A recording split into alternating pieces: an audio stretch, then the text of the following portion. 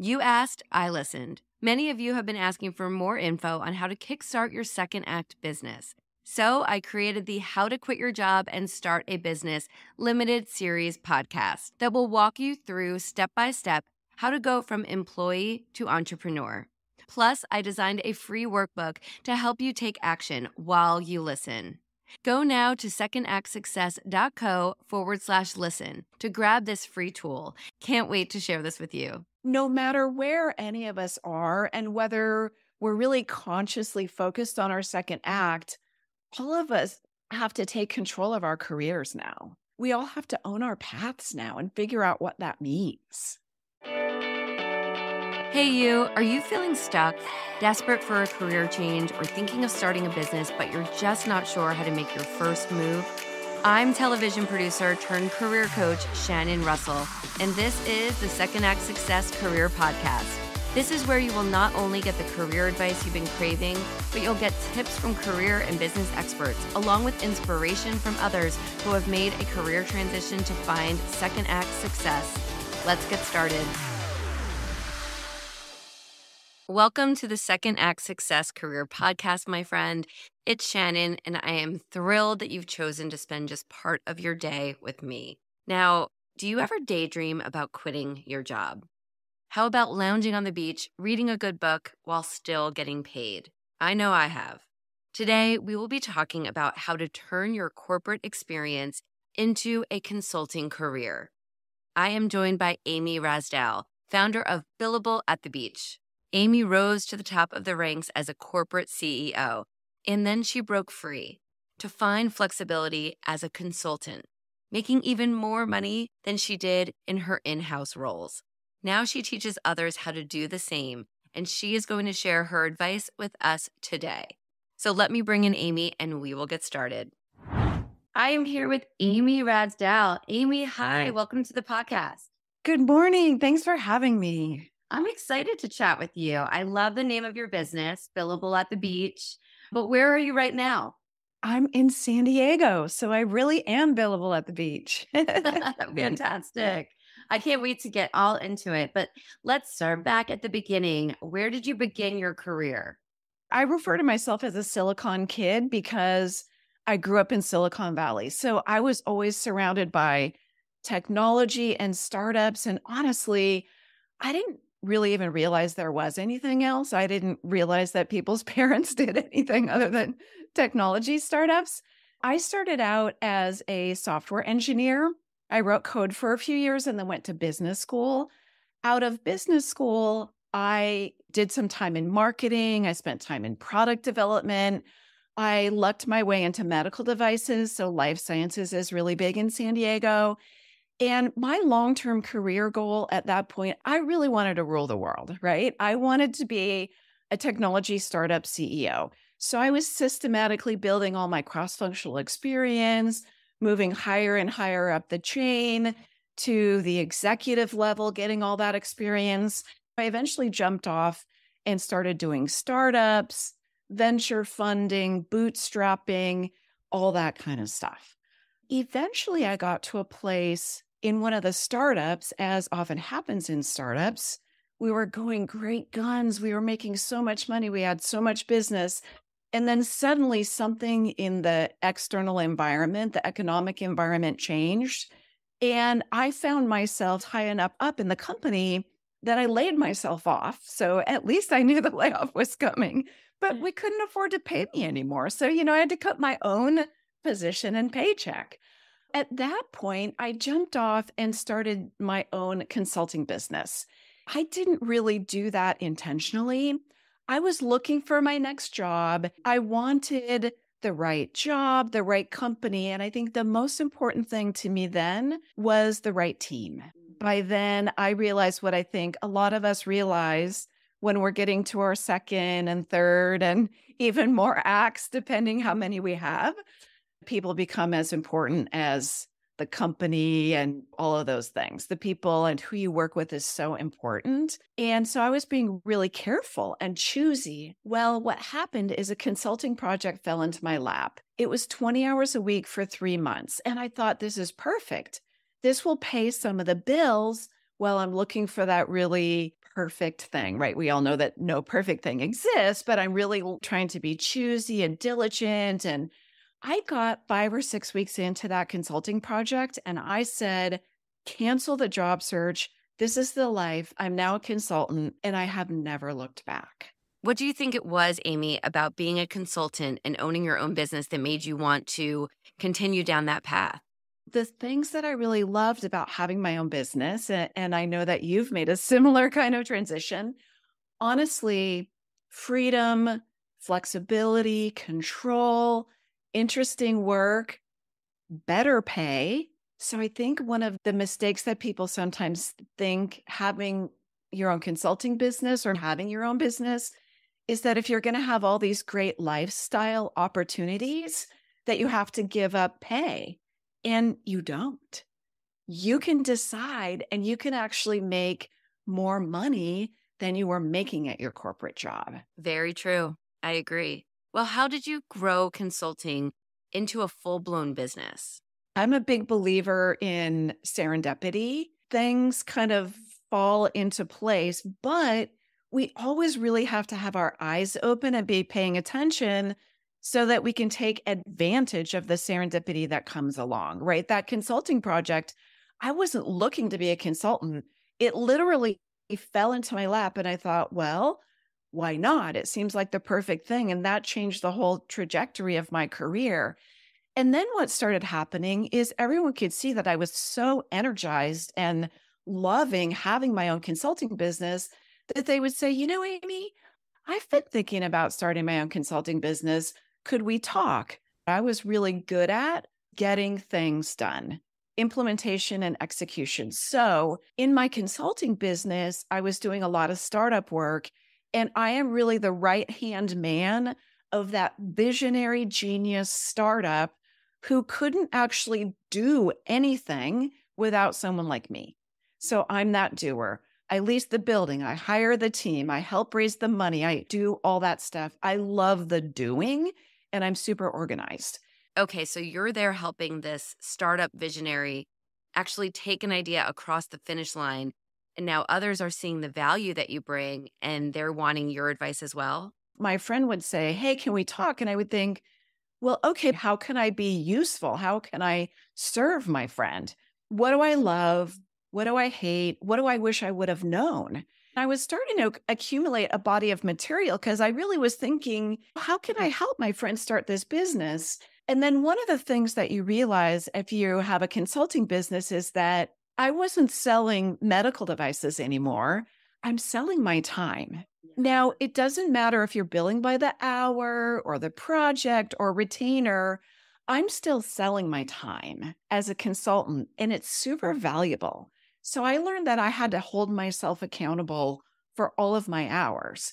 So as these people started to be my brother's wife's sister's best friend's college roommate, it became really difficult to track that time to revenue.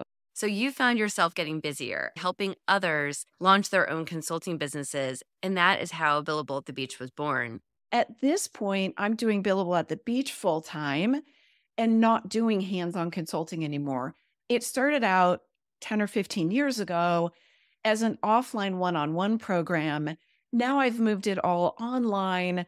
I have an online course. I have group coaching. I can take it from meeting at Starbucks with people here in San Diego to really having a global reach. My second acts have just been really more a series of little steps. Could you have ever imagined back when you were trying to climb the ladder in Silicon Valley and that whole corporate world that you would be running a business like this and helping other people to create their own businesses? Do you ever feel like you need a little support as you plan your next career move? Then I invite you to join the Career Clarity Collective. It's a monthly membership, and inside you will receive access to a community of like-minded women. You will also take part in group coaching calls, plus you'll get access to masterclasses and resources with new ones added every month. Join us for the tools you need, the guidance you deserve, and accountability to take action so that you can make your second act a success. Head over to secondactsuccess.co/membership to enroll. I can't wait to see you inside the Career Clarity Collective. No. And what's interesting is that I have a daughter now who's in her second year of college. So, I'm talking to her about her career. And no, because I really thought I was going to rule the world as a startup CEO. But now what I've realized is that I'm not ruling the world, but I'm really ruling my world. And now I'm helping other people who want to do the same thing. So I'm not running a $500 million corporation, but I'm really able to help so many other people determine what they want their careers to look like. And I love that. And you have your balance. It's on your terms. So think about the stress level of a CEO running a huge company like that and you being your own CEO running your business. Like there's no comparison. A really good friend of mine finally got his CEO title, and I was so excited for him, but I felt not the slightest bit of remorse. That wasn't me. I felt like, oh, thank goodness that's not me. I remember early in my corporate career, long before I had kids, I remember a very distinct experience. It was just a few years into the corporate world, and our CFO was a woman, and she was amazing. She had two tiny little boys at home. And I saw her in the lobby of the company with her suitcase on October 30th. And I said, "Oh, where are you off to?" She said, "Oh, we have this big disaster. I have to fly to Washington, D.C. and meet with the FDA." And I thought, oh, she's going to miss Halloween with her little boys. And even though I was still pretty young at that time, I've never forgotten that kind of like sick feeling in my stomach. And at that moment, I thought, I don't ever want to do that. And now that I have one in college, I realize how fast it goes. I've had my own consulting business the whole time of having kids, and it hasn't always been easy to make all those choices, but they've been mine to make. And that's been everything. Everything. Yeah. I've mentioned this on the show before, but I was working in television and it was my first son's first birthday that I missed because I was shooting in South by Southwest in Texas. And I remember sobbing and sobbing. And everyone said he's not going to remember, but it was just to me the start of what I would have to miss down the road. Yeah. And that was, I was already thinking, I don't know if this is me, these hours is travel and having a family. And it was soon afterwards that I switched. And when I had my second, and said, nope, I want to be more present and I don't want to feel like I'm choosing work over the kids. And sometimes working in these high profile positions like you had and I had, you don't have the choice. You have to go where they want you to go and you have to work the hours that they want. And I think being a business owner and a mom is just the most flexibility that you can have. And we work long hours and we deal with our clients. Yes. There's more of a balance than when you're reporting to the board or the corporate. Well, and just having that choice. But I think the important thing is you don't have to give up your career and you don't have to trade whatever it is that's important to you, impact, satisfaction, pay, flexibility. You can choose. I mean, I laugh. I've done conference calls from Disneyland. I can tell you, like, you buy your child one of those giant lollipops and you go down in a little corner restaurant, not right at lunchtime.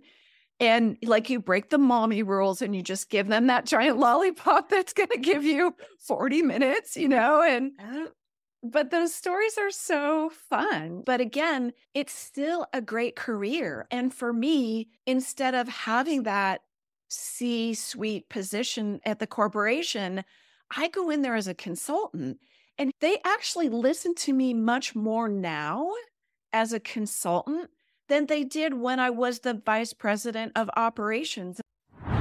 Hey there, my friend. Shannon here, just popping in quickly because I'm wondering, is this episode getting you thinking? Are you starting to come up with ideas for your second act?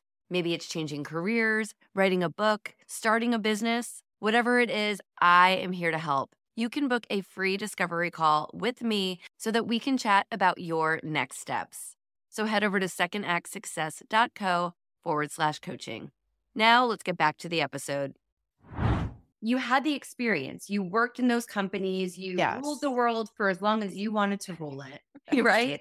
And then you had that experience, and then being hired as a consultant was something you weren't expecting. And then you're like, oh, so now I can work and get paid using my experience that I've taken from the corporate world.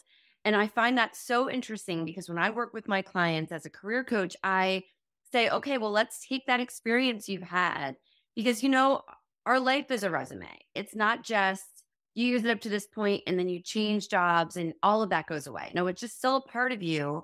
And now you get to use that in a different way. I could have left television and become a consultant or opened a production company.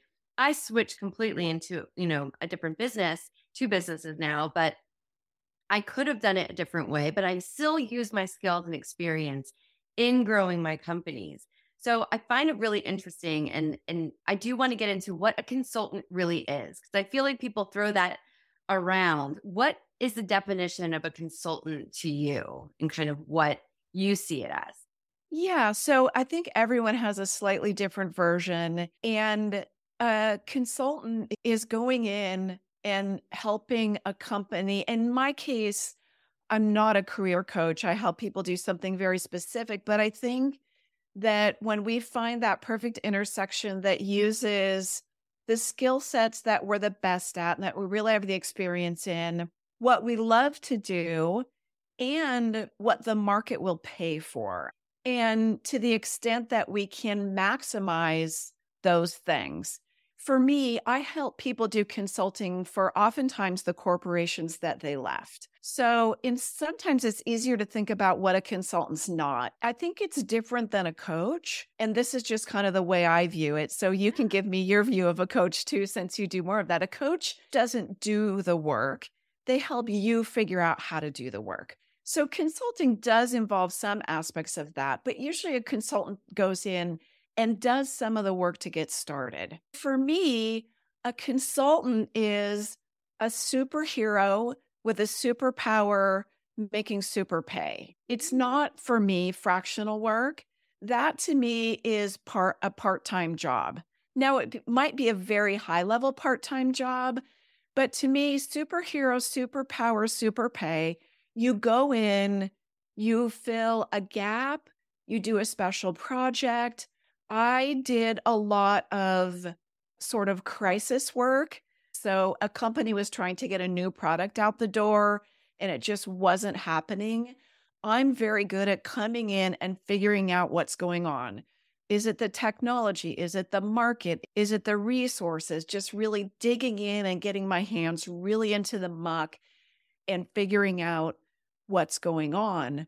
And I believe that a consultant's job is to get in there and do that 3, 6, 9, 12, 18 months and then get out. Okay. You're not supposed to stay there and take on operational day-to-day activities over the long term. You may do that for a while to get the systems, the procedures, the team, all the stuff in place and really get it into a fine-tuned machine. But then your job is to go away. Sometimes when you're in a project, you're so in the thick of it that having a consultant come in is really going to help see maybe that broken piece that the employees can't see. Yes, or bring a skill set that doesn't exist. Or maybe there's a skill set that just needs to come in for a shorter period of time and then get out. But you're not supposed to stay there. A really interesting thing is becoming indispensable to day to day operations is sort of a death knell for a consultant. So it sounds really strange, but I have and now teach specific strategies to prevent job offers. Nothing ends a good consulting relationship faster than a job offer. Because if you turn it down, then you're probably done with that client because they've proposed to you and you've turned it down and you've sort of hurt their feelings in a way, so it changes your relationship. You need to prevent that proposal. And if you take it, then all that freedom, flexibility, superhero, superpower, super pay, then you end up in a job. And I have watched so many of my consultant friends. It's so easy to be attracted to that because it feels like stability. But then you're It, back to where you started, you're the thing that exact you're trying to get away from. exactly. It's a magnetic pull. As soon as I get them in my program, we immediately launch into the top 10 things to know.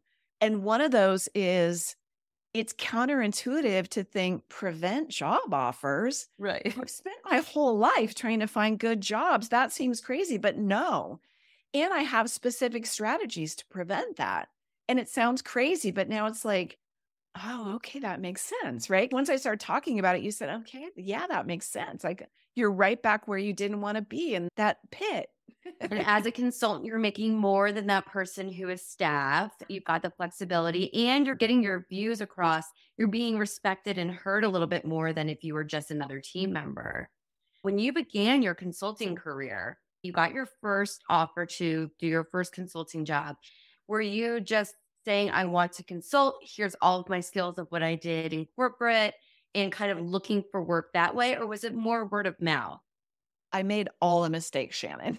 I made all the mistakes, right? And now that I've worked with so many people, I see people making the same mistakes over and over again because it's not necessarily intuitive. The first project fell into my lap. And then I had done, like you did in TV, I had worked with a lot of people and done really good work for a long time. So when people heard I was available, they said, ooh, I might have a project. So for the first couple years, I was busy. I had enough projects without doing anything, and that was one of my biggest mistakes. Here I've talked about all my business knowledge. I went to a fancy business school. I was a startup CEO. I didn't treat my business like a business in the early days. Now, one of the other things that I tell my people is, look, even if the projects come easily at first, because people that you know are going to hear about you, you start networking, marketing, and business development from the very first day. Never let a day go by without doing something toward networking, marketing, and business development. Because here's what happened, Shannon. I'm 2 or 3 years in. I've worked off what I now realize was the pent up demand of all the people that already knew me. But once I had done all those projects, I needed to start getting projects with new people. I just thought, oh man, this is great. The money's just coming in. I was water skiing every morning. I was being billable at the beach, right? It was awesome. But you know what? It's not sustainable. So my pipeline's starting to dry up. The dry spells are starting to stretch out. And guess when that happened? I'm pregnant with my first child. Of So course. now it's not just the two of us adults kind of freewheeling it. I buckled down. I had the knowledge and I really treated it like a business. Billable at the Beach is, first off, such an amazing name. That is the dream, right? To be able to work from anywhere. And with the pandemic, that's what it taught us too, that we were able to. I am very practical.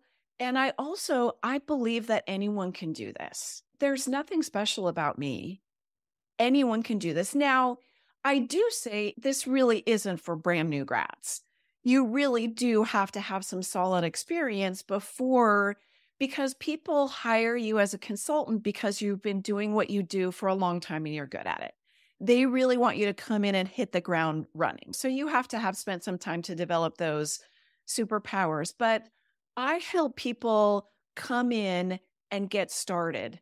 I'm very focused on revenue generation.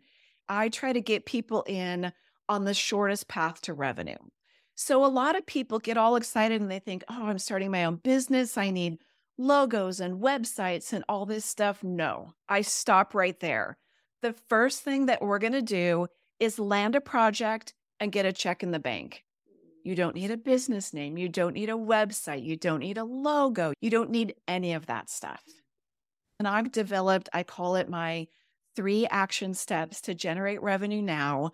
You can have all the logos and websites and you can open a shop or a restaurant, but until people come in and start giving you money, I don't believe that you have a business. You have a potentially very expensive hobby, Yes. right?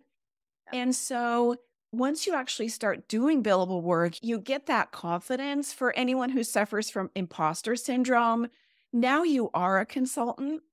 That first check in the bank, there's something magic about the confidence that builds. Yeah. Once we start putting those checks in the bank, more projects, more money, somehow those things find their way to us.